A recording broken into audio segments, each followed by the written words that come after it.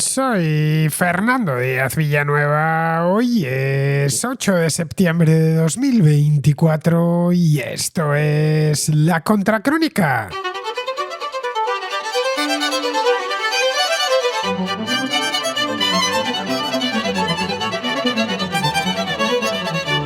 Bienvenidos a la contrarréplica del domingo, ya sabéis, la contrarréplica de los temas de fondo, de esos temas tan interesantes que luego da pie a que los debates no se eternicen, lo cual está muy bien porque algunos de los temas que traen los contraescuchas son magníficos. Hoy ya advierto, tenemos 4 temas, 3 exactamente, que van a dar mucho que hablar a lo largo de las próximas semanas e incluso me atrevería a decir de los próximos meses, porque en los 3 casos son temas, uno de ellos ya lo venimos hablando desde hace unas semanas y los otros 2 medio. Bueno, os voy a dar antes de nada el número de WhatsApp por si queréis participar, es el 690-82-7909, 34 delante si estáis fuera de España. La duración de las notas de voz debe rondar entre entre 1 minuto, 2, 3 minutos más o menos. Si necesitáis un poco más, pues tomaros un poco más, no pasa nada. Y lo más importante de todo, se os tiene que escuchar bien. No quiero quitar más tiempo al programa de hoy porque es un programa que podríamos calificar de algo especial, ya que la contrarréplica que estamos escuchando el domingo, es la contrarréplica dominical, empezó en vivo el sábado en casa de una contraescucha. Y el tema es que se enredó, nos hicimos una sobremesa muy larga, tratamos varios temas y nos hemos traído algunos de esos temas a la contrarréplica de hoy para que podáis participar, ya sea esta misma semana o en la contrarréplica del domingo próximo. Bien, pues sin más demora pasamos ya a la contrarréplica.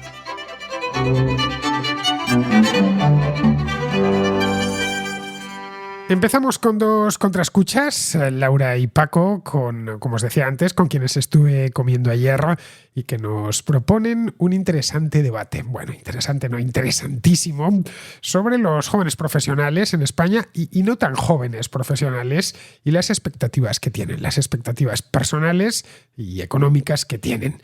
Bien, vamos a escuchar primero a Laura y después a Paco. El tema esencialmente es el mismo, aunque Paco lo aborda aportando otra serie de elementos, pero vamos, lo principal, que es esto, lo he resumido muchísimo, sobre esto de los jóvenes profesionales y sus expectativas personales, profesionales y económicas, es el núcleo de la cuestión. Escuchemos antes a Laura y a Paco y luego ya continúo yo. Hola Fernando, te mando esta nota de voz con una pequeña reflexión.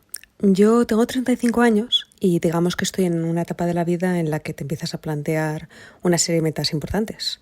Casarse, tener hijos, comprar tu propia casa.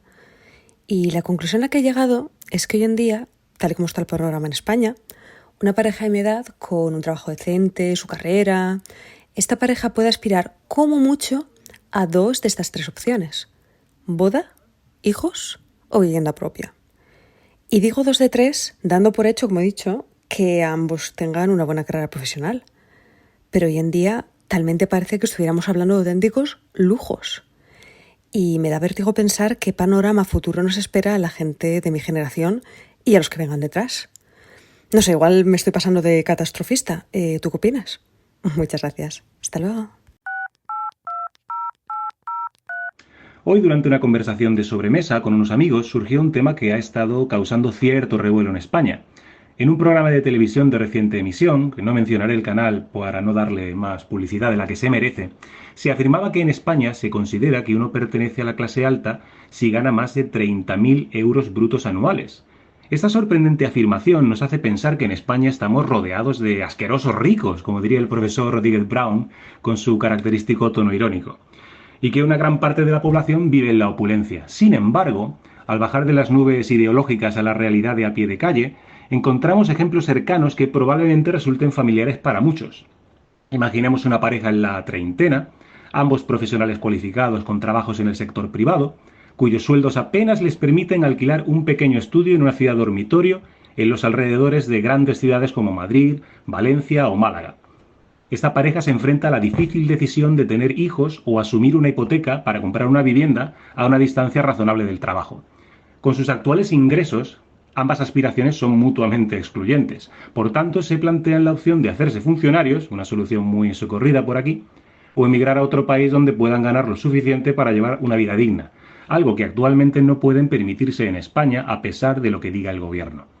Si esta experiencia nos enseña que este ejemplo es más norma que excepción, la afirmación de que se es clase alta ganando 30.000 euros al año resulta absurda y parece más orientada a indignar y distraer a la opinión pública que a resolver un problema creciente: el incremento del coste de la vida, las dificultades para acceder a la vivienda, el estancamiento de la productividad en España desde antes de la crisis de 2008, van 16 años y contando, y la subida de la inflación con la impresión de moneda por los bancos centrales. Mi pregunta, Fernando, es qué se podría hacer para impedir que esta tendencia general se agrave y eventualmente revertirla en nuestro país.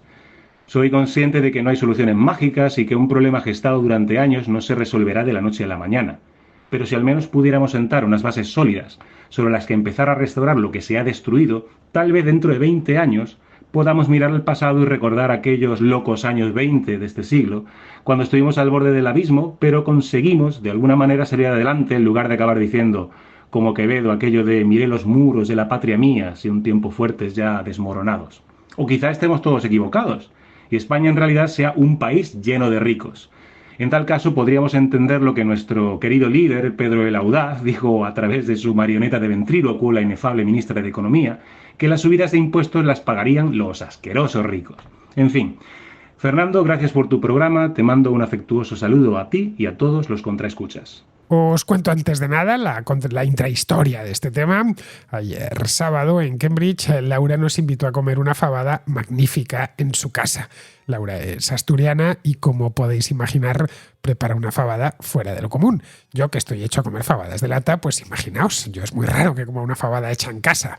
Bueno, llevaba años sin comer una. Así que nada, pues nos sentamos allí, nos pusimos morados. Estaba con nosotros también Miguel y estaba Andrea. Y además, pues hubo un poco de todo de comer, postre, café, luego nos sentamos a tomar té. Claro, que mal que bien estamos en Inglaterra, pero ya bien entrada la tarde. ¿Qué pueden hacer 5 españoles después de una buena fabada regada con sidra natural que se había traído hace este mismo verano Laura desde Asturias? Y bueno, y de aperitivo algo de jamón del bueno. ¿Qué pueden hacer? Pues lo que van a hacer 5 españoles, que es una sobremesa kilométrica. Y fue kilométrica porque es que se nos hizo de noche. Hablamos de muchas cosas y una de ellas fue esta que nos han expuesto Laura y Paco. Bien, esto de lo que nos habláis se enlaza bastante bien, y así os lo comenté en persona, con el tema de la contracrónica del lunes pasado. Esta contracrónica que hice con Rubén Arranz. Hablamos de esas expectativas disminuidas de buena parte de la juventud española. Claro, aquí por juventud hay que ampliar mucho la horquilla, porque podemos pensar, bueno, ¿qué son los jóvenes?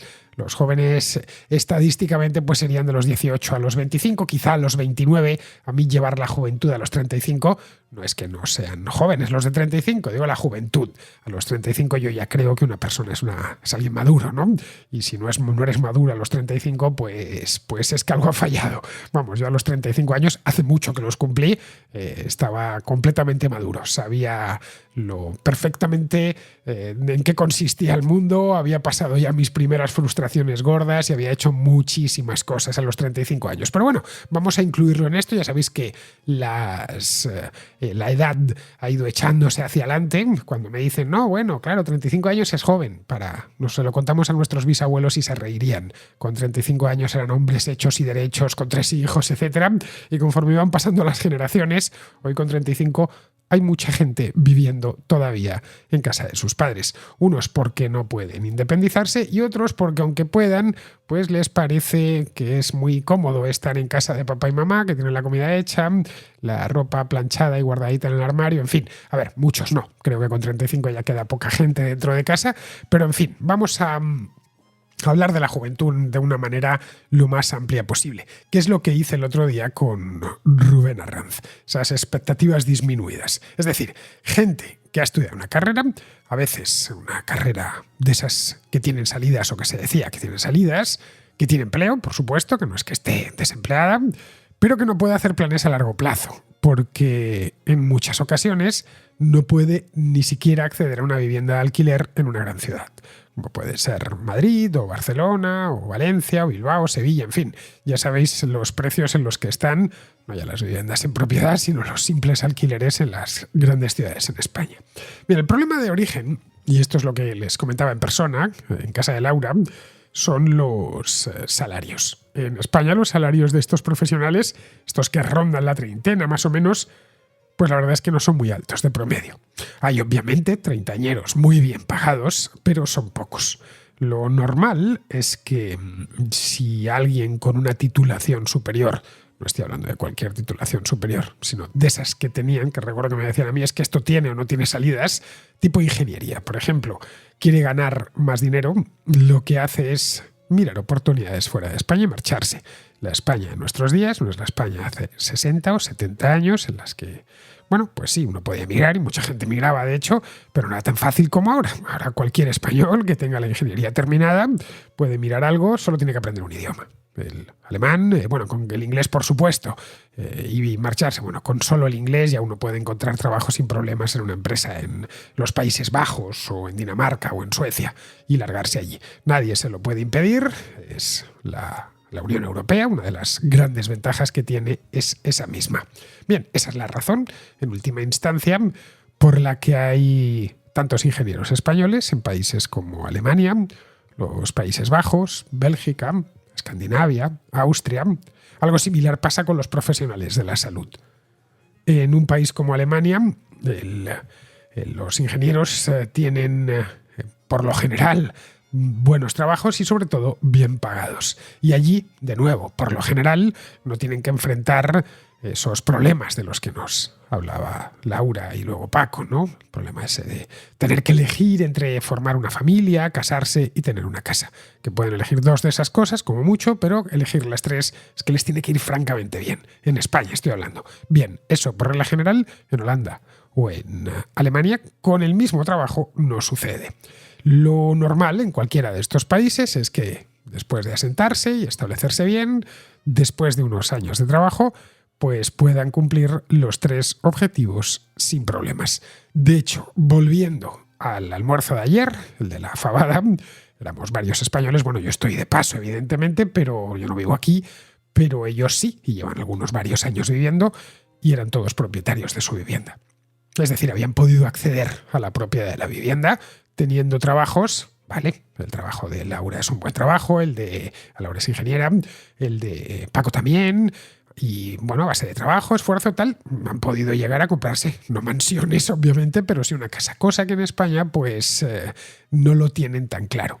Habría que, por lo tanto, que preguntarse por qué el mismo ingeniero gana menos en España que en Alemania o que en Holanda.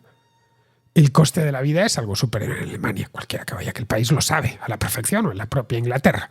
Los productos en el supermercado por regla general están un poco más caros. Si uno quiere tomar un tren, pues seguramente será algo más caro. En fin, la mayor parte de las cosas son algo más caras. Pero incluso incorporando ese pequeño incremento del coste de la vida, que en algunos productos ni siquiera se percibe, el salario final va a ser sensiblemente más alto, es decir, lo que se va a llevar a su casa. En este programa, la Contracrónica, me consta, y bueno, y os consta a todos los habituales porque, en fin, no sé cuántos programas hay en español que la audiencia participa tanto como este. Vamos, que nos conocemos aquí. Por las voces muchas veces sabréis quién es antes de que empiece a hablar y sin necesidad de siquiera que yo le presente. Sabéis que hay contraescuchas en... Bueno, no diré en todos los países del mundo, pero ahí se anda, ¿eh? Me han recibido, bueno, de Europa y América un montón de ellos, pero de lugares remotísimos, Tailandia, Australia, Nueva Zelanda, la India, lugares en los que no suele haber hispanos, también hay contraescuchas. Así que, en fin, que hay muchos al otro lado que me consta que podéis sentiros identificados con esto. Vamos, estoy al 100% convencido, especialmente en los países europeos, los que estéis en Alemania o en los países del Benelux. Bueno, sabréis perfectamente la cantidad de paisanos que tenéis allí, gente preparada como vosotros, que pasó por la universidad, etc. Bueno, yo mismo me encuentro ahora mismo, y he pasado todo el verano aquí, en uno de esos países europeos, que es el Reino Unido, que ha actuado a lo largo de las últimas 2 décadas como un auténtico imán para los jóvenes profesionales españoles, gente muy bien preparada que se ha ido viniendo. Al principio lo tenían más fácil con el tema de la Unión Europea, ahora ya después del Brexit es algo más complicado, pero siguen llegando igual, ¿eh? Bueno, la propia Laura o el propio Paco son un ejemplo. Podríamos decir lo mismo de Andrea o podríamos decir lo mismo de Miguel. Bien, en este punto habría evidentemente que colgar un disclaimer, es decir, un aviso. La circunstancia suya la conozco bien. Con esto no quiero decir la de todos los que estábamos allí. Es decir, hemos tenido las suficientes conversaciones, las he tenido yo con Laura, con Paco, con Andrea o con Miguel, como para conocer exactamente su vida y milagros. En el caso de Laura, pues es una ingeniera muy brillante de telecomunicaciones y ha vivido exactamente en 3 países. Primero vivió en Dinamarca, luego en Alemania y finalmente en el Reino Unido, donde ha terminado estableciéndose. Algo similar a lo que le sucedió a Paco o similar a lo que le sucedió a Andrea, que Andrea empezó por Dinamarca y terminó en el Reino Unido. Andrea no es ingeniera, sino bioquímica, es lo mismo que Paco y también es bioquímico, pero ambos son muy brillantes en su campo. En el caso de Andrea y Laura tienen 30 y tantos y en el caso de Paco es un poco mayor, pero no mucho más mayor. Y ninguno de ellos tiene intención de volver a España. No porque España no les guste, que por supuesto les gusta mucho. Les encanta, de hecho. Ahí nos teníais ayer con nuestra fabada y nuestro jamón del bueno y nuestra botella de sidra. El vino no era español, el vino era un vino italiano de Chianti que ya tuve yo que llamar la atención, que era eso de que nos reuniésemos. Yo no pruebo el vino, así que tampoco... Pero bueno, no sé quién lo traería, pero quitando el vino, el resto eran todo delicatessen españolas. A cualquiera de ellos les gusta. ¿Por qué no quieren volver? Pues porque saben a ciencia cierta que por el mismo trabajo y cualquiera de estos de los que acabo de hablar tendrían empleo en España sin ningún problema, aunque solo sea por su experiencia internacional, su dominio de lenguas extranjeras, en fin. Pero saben a ciencia cierta que por el mismo trabajo ganarían sensiblemente menos. Y eso comprometería sus planes de futuro. Algo me dice que muchos de los que estáis al otro lado os sentís identificados en las historias de Laura, de Paco, de Andrea o la de Miguel.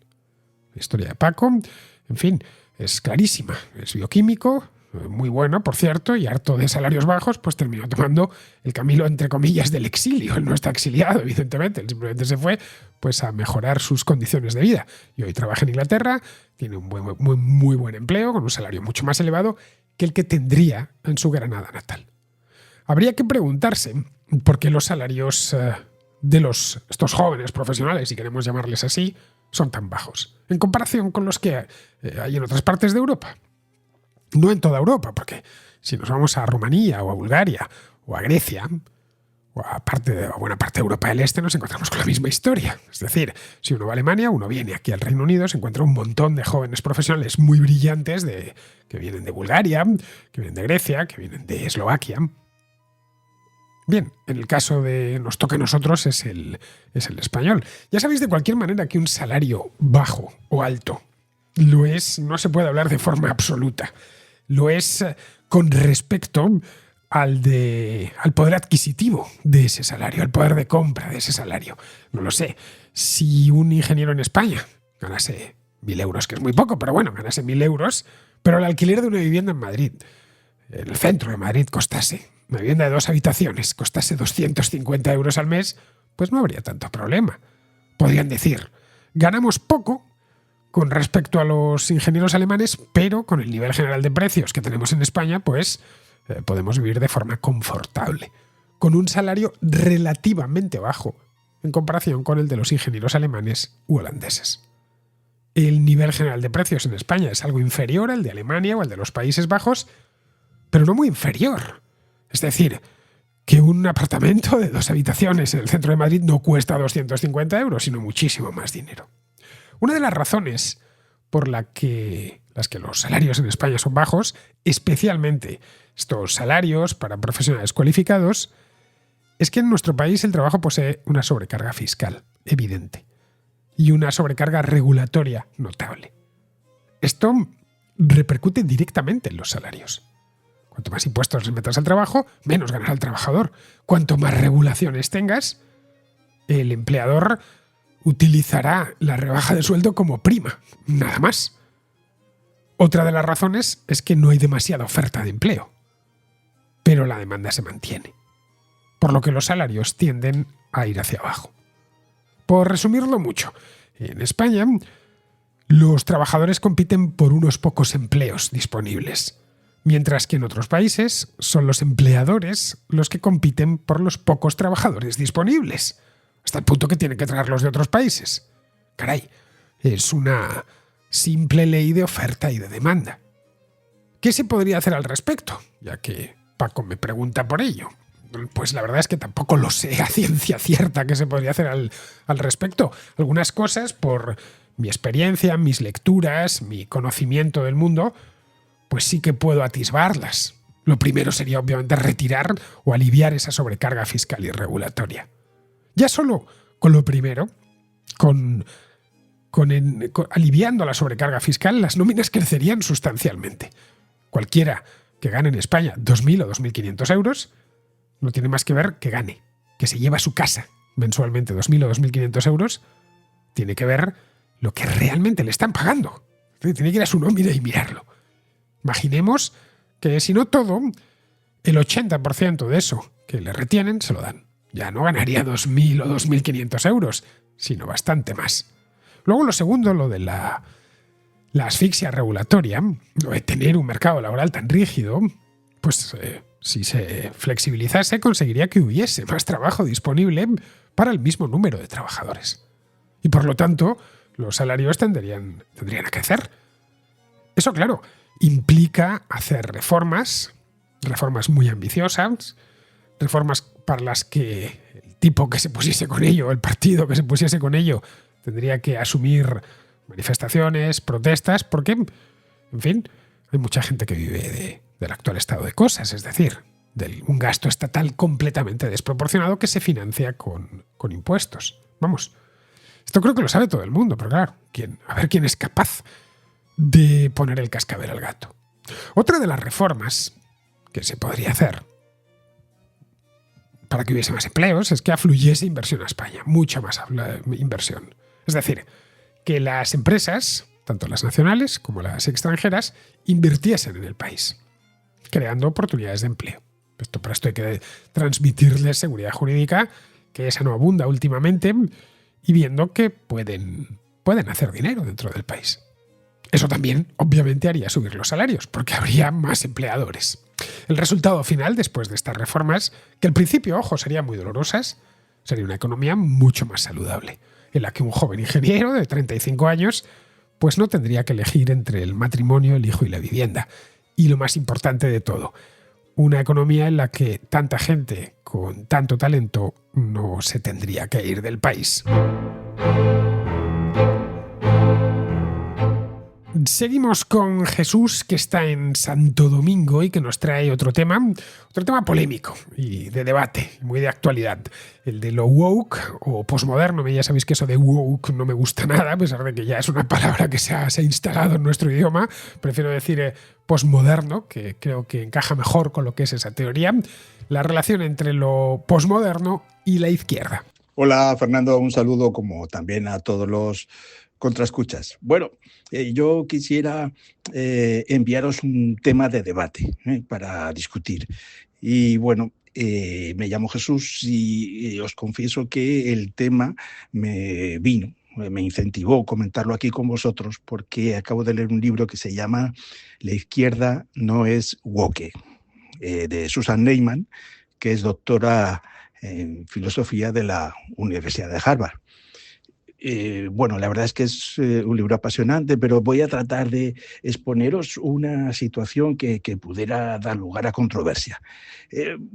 Pensamos en woke, que significa despierto, no sé si es adjetivo o es participio, como un movimiento, ¿verdad?, que se enfrenta al racismo, que, bueno, pues reivindica las nuevas orientaciones sexuales, ya sabéis, todo lo LGTBI. Y bueno, pues no sé si se ha extendido ya también una narrativa en contra de la colonización o cuestionamiento de estructuras de poder o historias de esclavismo, ¿verdad? Pero bueno, el planteamiento de la doctora Susan Neiman es que ella rechaza que lo woke sea izquierdista. Ella dice que no es izquierdista. Y yo estoy de acuerdo, porque todo lo woke está destruyendo a la propia izquierda desde sus adentros. Ella aduce una serie de elementos con los que estoy de acuerdo. Ella dice que lo woke está fomentando el tribalismo, y lo tribal generalmente acaba destruyendo a las cosas o a las sociedades por dentro, y por tanto se está produciendo como una especie de disgregación de la izquierda, que además es muda, no se manifiesta. A veces se escuchan tonterías al estilo de, o se pueden leer, ¿no?, como una bloguera holandesa que dice que a una poeta de raza negra solamente le puede traducir sus poesías una mujer negra. Bueno, semejante estupidez. Otra de las cosas que está pasando con lo woke es que hay un excesivo victimismo, y para ellos es un instrumento que en muchos casos se les vuelve en contra. ¿Y qué hacen? Están manipulando el pensamiento de la gente, ¿verdad? Ellos critican la Ilustración, y entonces la manipulan. Y entonces no entendieron que la Ilustración, por ejemplo, no fue un movimiento eurocentrista, sino que fue universalista. La Ilustración decía que, ojito, como ser humano, revísate, amplía tu visión. Entonces, Susan Neiman, que se considera más de izquierdas que de derechas, dice que a ella no le importa que le llamen de izquierdas, dice que no está dispuesta a ceder el concepto de ser de izquierdas por tener una empatía con el oprimido, con los marginados, ¿verdad?, a cederlo a lo woke. Porque, primero, no tiene una identificación, y segundo, no va a corresponder ni va a hacer nada bueno de izquierda, ¿no?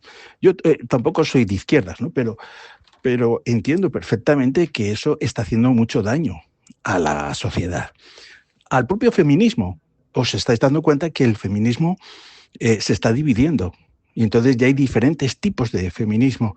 ¿Por qué? Porque vienen los conflictos de el señor que compite en natación con las chicas, ¿no? O gente que se mete en el baño de las mujeres porque simplemente ha afirmado que es mujer, ¿no? Y otra serie de circunstancias que están pasando, ¿no? Pero también, y yo pienso que hay también padres de izquierdas, por ejemplo, que dicen, bueno, yo me puedo sentir algo molesto porque a mis hijos en el colegio empiecen a enseñarles, y a eso les incomoda, una especie de doctrina woke que está modelando un poquito su pensamiento cuando todavía no está maduro. Entonces, introducir ese tipo de doctrina en las escuelas es algo muy delicado. Pero claro, si eres de izquierdas parece como que estás obligado. Es decir, es como si ser de izquierdas fuera que te subes a un tren, y entonces a ese tren hemos subido el vagón de la ideología woke, y entonces, como está subido ese tren y eres de izquierdas, pues entonces tienes que defender también la ideología woke. Y si no, te invitan a bajar en la próxima estación. Pero eso no está bien. Entonces te dicen, si no quieres, pues entonces puedes quedarte en el tren, pero te callas. Sobre todo porque si eres capaz de hablar o en determinado momento disentir, entonces eres un facha. Ya no eres de los nuestros. Y yo creo que, es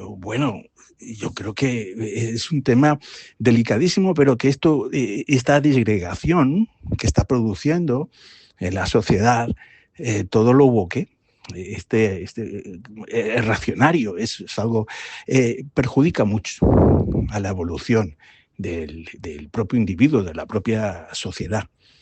Bueno, sé que este mensaje te va a traer llamadas desagradables y pido disculpas, como también a los contraescuchas que se hayan podido sentir pues ofendidos, aunque no ha sido realmente mi intención. Gracias de verdad por tus libros, por tus programas que esperamos cada día y por tus conferencias que hemos disfrutado. Un saludo desde República Dominicana. Este libro de Susan Neiman, que salió hace poco, salió a principios de este año en español, y que venía acompañado de una, pues no sé cómo llamarla, una formidable polémica, porque es que causó mucha polémica el año pasado, en 2023, en Estados Unidos y en el mundo de habla inglesa, pues fue lanzado allí el año pasado y tuvo pues un montón de artículos del New York Times. Bueno, no hubo periódico que no se hiciese eco de esto y le hiciesen críticas, algunas muy ácidas en contra, otras en cambio eran a favor, y lo aterrizó rápidamente lo publica la editorial Debate y aterrizó en España. Vamos, para todo el público de habla hispana, la editorial Debate es un sello de la editorial Penguin. Bueno, yo el libro no lo he leído, pero sí he leído varias críticas de este libro y conozco la tesis principal. Bien, esa misma tesis me la ahorro porque la ha explicado muy bien Jesús y yo personalmente no estoy de acuerdo con ella. Neyman parte del presupuesto de que la izquierda no es identitaria, cuando eso no es cierto. Al menos no es cierto respecto a la izquierda marxista, que siempre fue la que mantuvo el tarro de las esencias. La izquierda marxista es ferozmente identitaria, y siempre lo fue.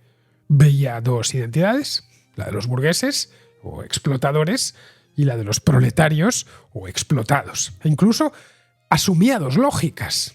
El marxismo, el famoso polilogismo marxista, la burguesa y la proletaria. Es decir, que la lógica y el razonamiento de las personas, según ellos, están determinados por su clase social. Vamos, que la clase social a la que pertenece una persona influye de forma determinante en su manera de pensar y de percibir, de dar cuenta del mundo. La clase proletaria tenía la obligación, bueno, no le quedaba más remedio porque era un destino histórico inevitable, de imponerse sobre la burguesa y aniquilarla, ojo, para cerrar el círculo y alcanzar el fin de la historia. Bien, eso es el marxismo, reducido a su mínima expresión.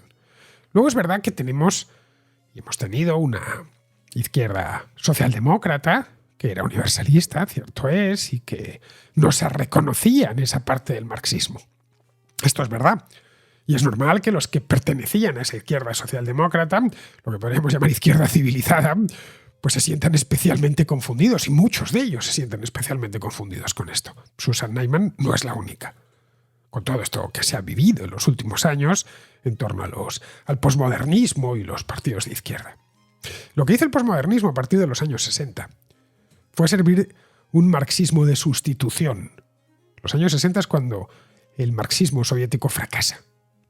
Fue en esa época. A partir de mayo del 68 ya no es a lo que aspiran los jóvenes, a hacer una revolución como la de octubre. Eso sí, luego las cosas tienen inercia y duró tranquilamente, más de 20 años, le quedaba aún, pero bueno. Al principio fue una simple exposición teórica y tras ya el fracaso final del socialismo real, a principios de los 90, pasaron a la práctica. Primero con reclamaciones la mar de razonables, como el respeto hacia los homosexuales o los transexuales, simplemente denunciando el racismo o el machismo. Algo en lo que yo creo que prácticamente todo el mundo está de acuerdo. Bien, sobre esas primeras reclamaciones se encargaron de levantar el resto del edificio. Y al igual que esas reclamaciones eran razonables, el resto del edificio ya no lo es. Este es un tema del que hemos hablado, pero muchísimas veces. Y en muchísimas ocasiones aquí en este mismo programa, en la contrarréplica.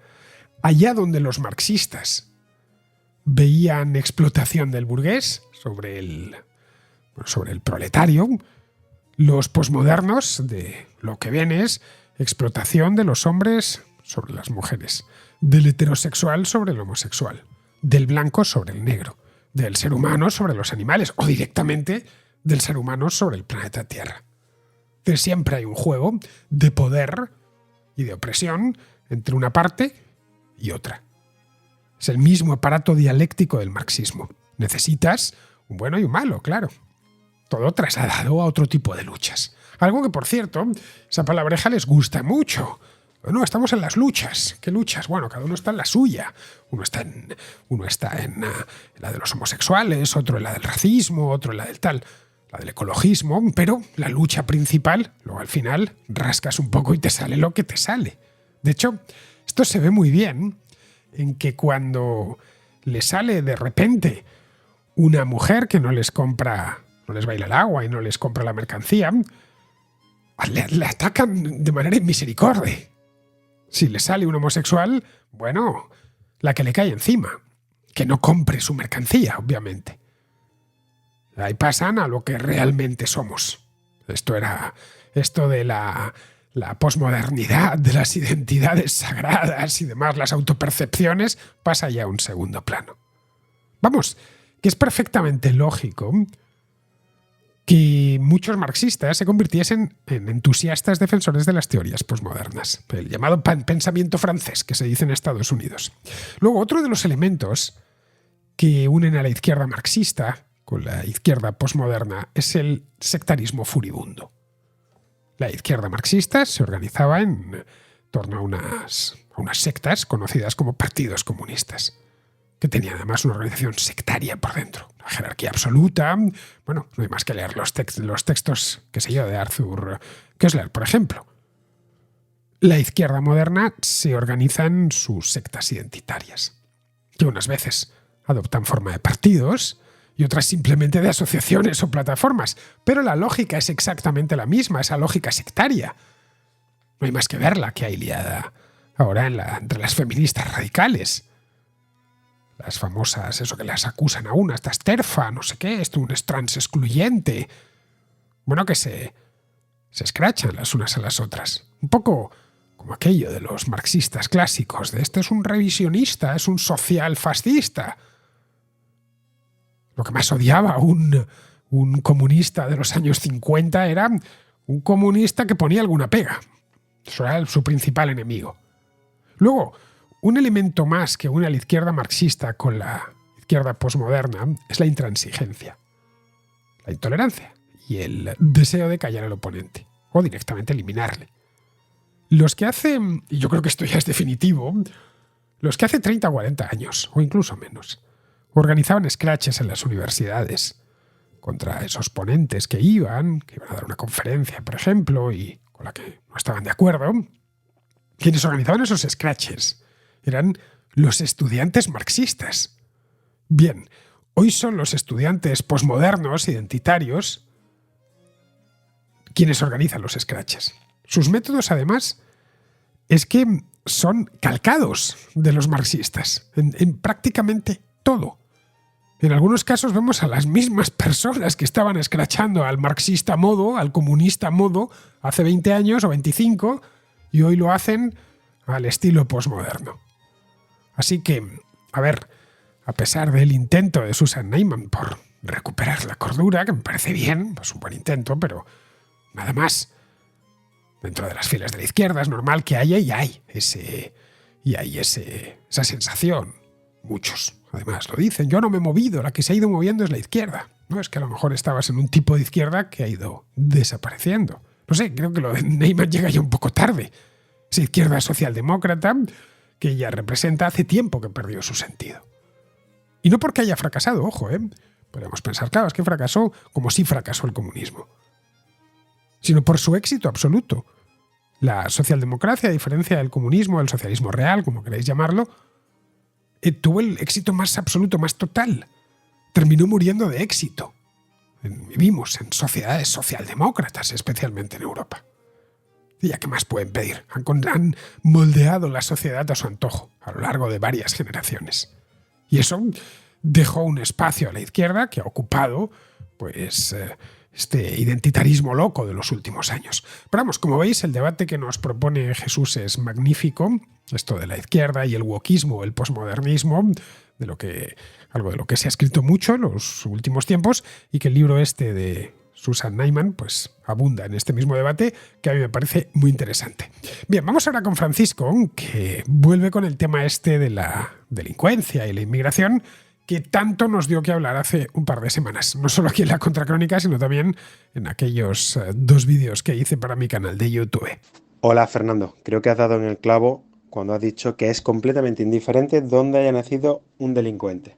Creo que esto tiene cierto paralelismo, por cierto, con lo que hablamos ya de las motos, ¿no? Que si las motos japonesas, las motos españolas, que lo importante es que la moto sea buena. Pues en el caso del delito, lo importante es que se castigue y que se castigue de manera que no haya sensación de impunidad. Y en eso yo creo que estamos de acuerdo. De todas maneras, en los comentarios hay mucha gente diciendo que bueno, a los nacionales habrá que aguantarlos, pero que a los extranjeros hay que echarlos, ¿no? Y yo tampoco estoy de acuerdo con eso. Yo lo que quiero es que se cumplan las condenas y a mí muchas veces me da la sensación de que expulsándolos a otros países pues que no me van a certificar que esa persona no salga a la calle con facilidad. Para que nos hagamos cargo. Mirad, del caso, esta gente que dice que a los nacionales hay que tragárnoslos, tenemos que tragárnoslos. Una pregunta. A Daniel Sancho, que lo han condenado a cadena perpetua por descuartizar cruelmente a su pareja, me parece que era. A este tío no lo tenemos que traer a España, me parece. Un tío que está cumpliendo cadena perpetua en una de las cárceles más duras del mundo, que no van a rebajarle la pena.